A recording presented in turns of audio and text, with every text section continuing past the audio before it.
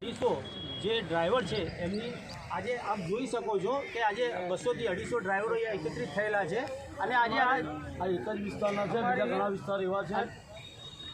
આ એક જ વિસ્તાર પશ્ચિમ વિસ્તારમાં અમે એક નાનકડી મિટિંગ કરી હતી, એમાં બધા ખાલી પશ્ચિમ વિસ્તાર જ છે। અમદાવાદના હજુ એટલા વિસ્તારના માણસો છે કે કમસે કમ ગણવા જઈએ ને તો મેક્સિમમ 20,000 ડ્રાઈવરો થઈ જાય। 2019માં ગવર્મેન્ટ જોડે 19 રૂપિયાનો ઠરાવ થયો હતો, જેનું અમારી પાસે સરકાર હસ્તક લખાણ બી હતું। આજે 2023માં સરકારની નોટિફિકેશન એવી છે કે પર કિલોમીટર 4+1નો 25 રૂપિયાનો ભાવ વધારો આપવો, જે આ કોઈ કંપનીઓ અમલ કરી રહી નથી।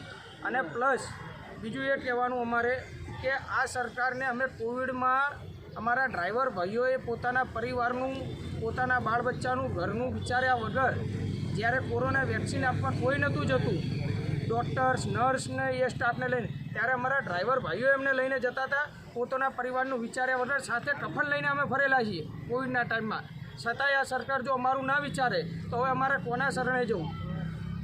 એ સમયે મેં કમસે કમ 300 થી 400 ગાડીઓના ઘર મેં પૂરા કરાવડાયેલા છે। કોવિડ વખતે મેં 300 થી 400 ગાડીઓ મારા પોતાના કોન્ટ્રાક્ટમાં હતી અને મેં બધાને હાથ જોડીને નમ્ર વિનંતી કરીને એ લોકોના બી ઘર ચાલે અને લોકોનું ભલું થાય એટલી મેં હેલ્પ કરી હતી। મેં બહુ જ હેલ્પ કરી હતી બધી રીતથી, જે પ્રમાણે વેક્સિન, પછી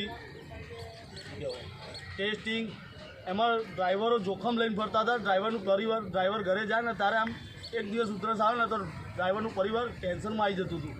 અમારે સરકારશ્રીને એટલી જાણ કરવી છે મીડિયા થ્રુ કે મીડિયા એક અમારો એક ઓપ્શન અત્યારે મીડિયા જ છે અમારી જોડે, બીજું કોઈ ઓપ્શન નથી।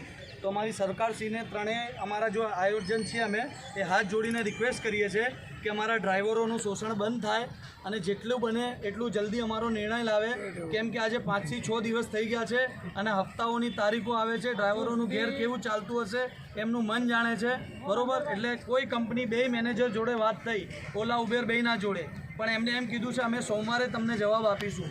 તો અમે સરકારશ્રીને એટલું કહીએ છીએ કે એમના જોડે જવાબ માંગો કે ભાઈ ગુજરાતના ડ્રાઈવરોનું શું થાય, આનું શોષણ ક્યારે બંધ થશે? બહુ